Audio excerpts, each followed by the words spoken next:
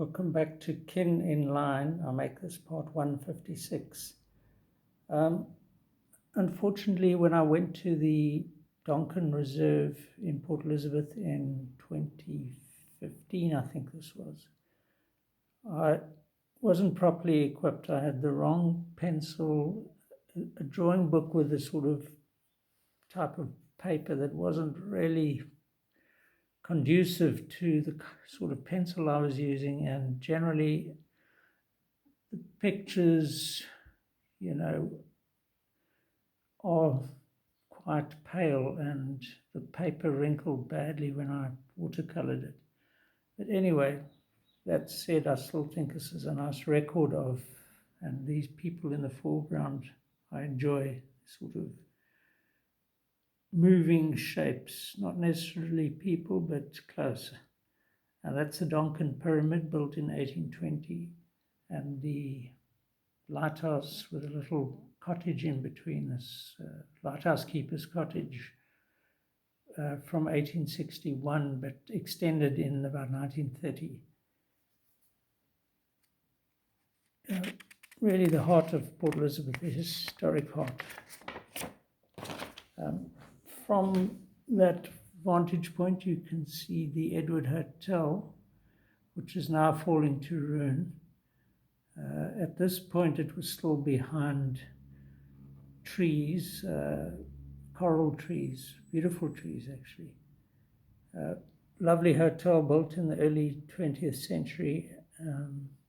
And really, when I was working in Central in the 80s, it was a wonderful place for people to be entertained. I mean, there was pubs galore. It was really a great place. Also drawn from the Donkin is, and here the light isn't helping, but with all these wrinkles. But this is the Hill Presbyterian Church.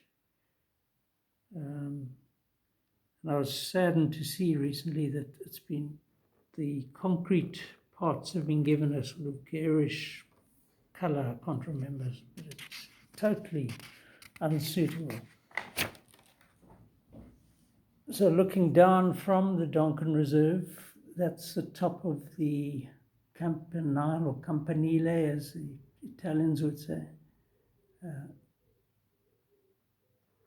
And then some cranes. This is the tower, or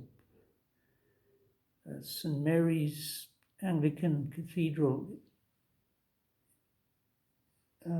So that's the top of it. I think it's got a clock tower. It doesn't really have a spire. It has this English style top. And a bit of the landscape, the cityscape in the background. In my book, Zanian Apocalypse, I have people destroying all the heritage sites in PE. And they set fire to the Campanile, of course, and proclaim that it's like a big candle. Also from the Donkin Reserve, I drew this detail of St. Augustine's Cathedral. That's the steeple there, from the 1860s, with the sea in the background, and then just this block of flats. Beyond is, you can just kind of see a suggestion of tanks. That's the tank farm there. The oil tanks that are a bit of a blight.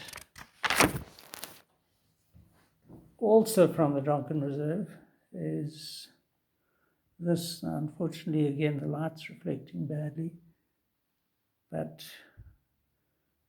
this is the Grey Institute building from also the 1860s. I think the clock tower was added in the 80s.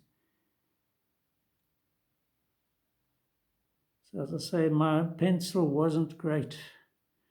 It wasn't soft enough to really make a nice impression, which was quite sad, really.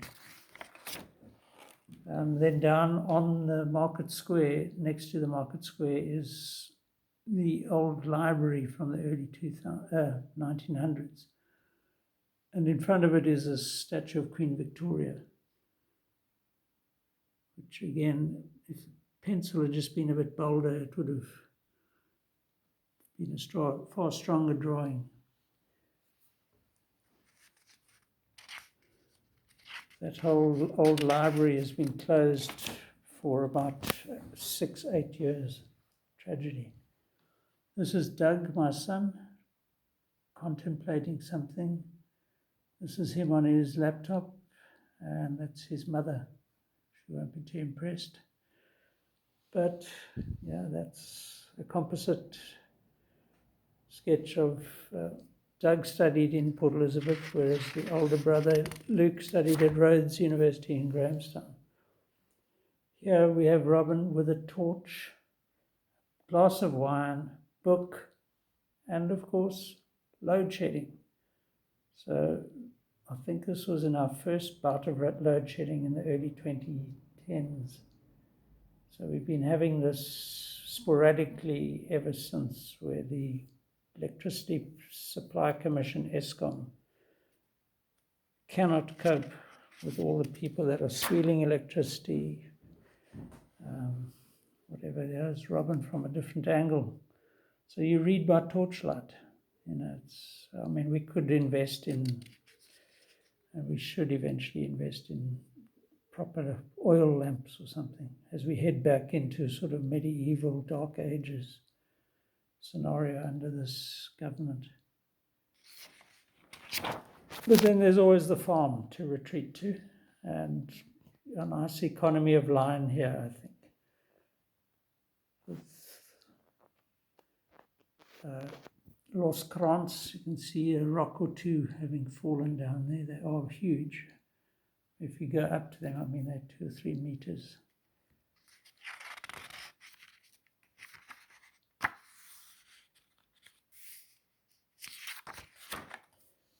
And I think I've done this view a few times from that little kopje near the house.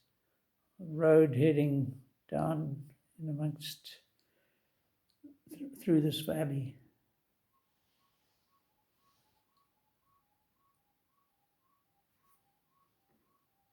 Quite nice to see it just in black and white, I have to say. And this is the end of Versierkerf with the Stockton Kop on the left.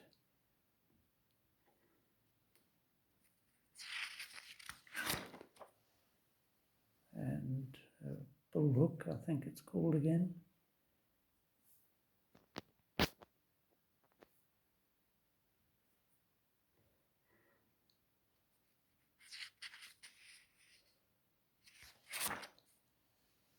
And the sisal plant is in the garden.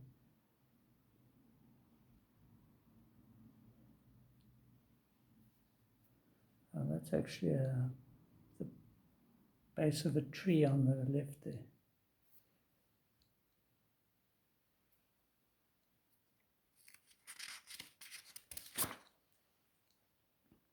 Yep, those 2 mountains again.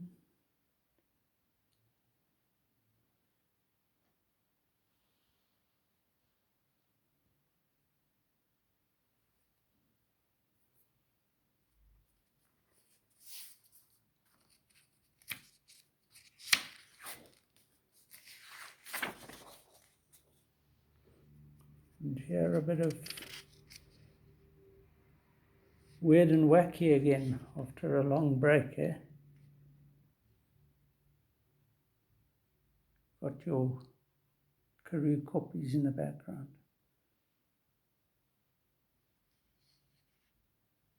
I suppose that's a rhino and this is a sort of elephant type thing.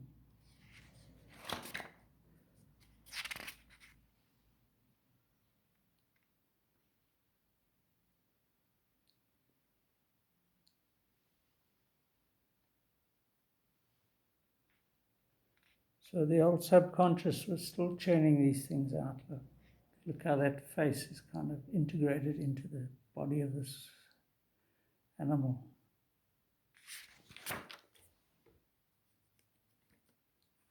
See, the problem with this paper was also very see-through. I mean, it was this combination of not very receptive to pencil and also quite translucent. But a nice animal here, all the same. And this guy, very at home on this page.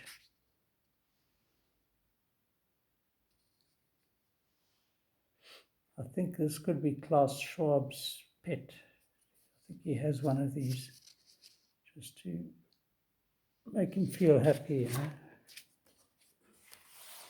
Look how see-through this paper is.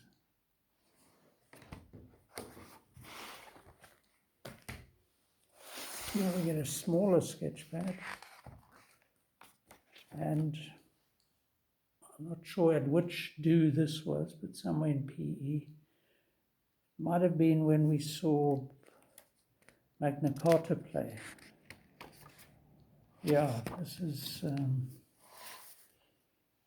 think it's the lead singer for Magna Carta, whose name is now evading me.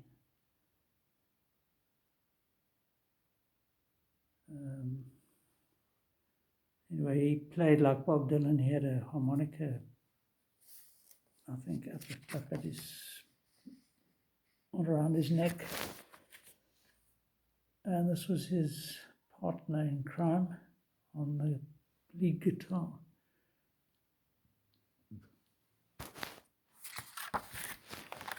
And then, of course, some of the people watching.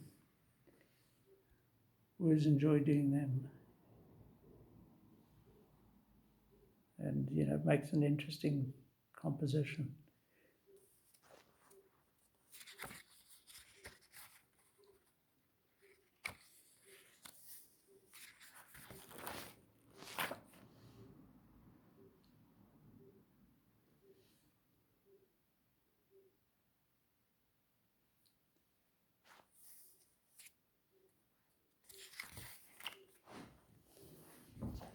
Actually, this was at another concert where a guy was performing Bob Dylan's music.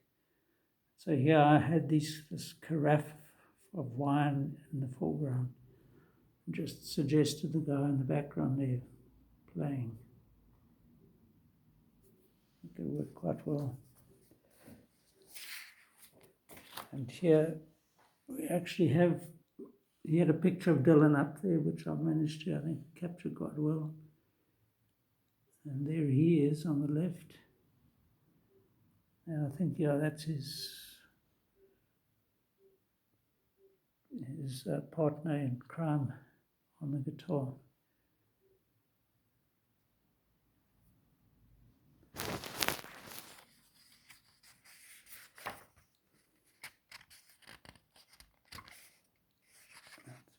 It's possible this paper is this thick now. So one of the patrons, looks like he's got a cigarette jutting out of his hand.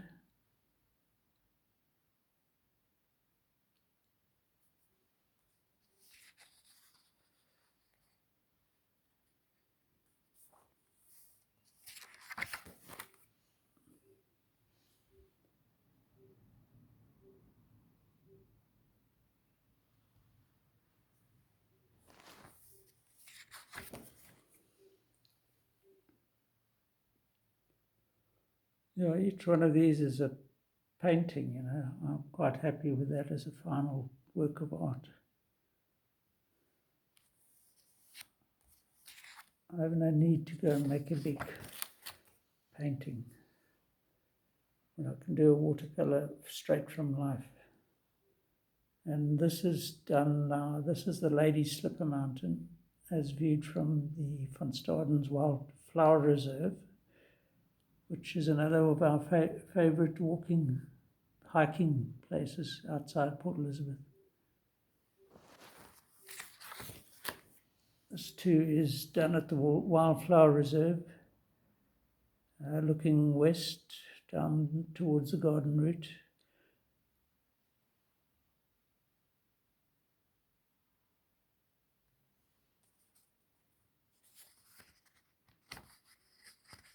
Eesh.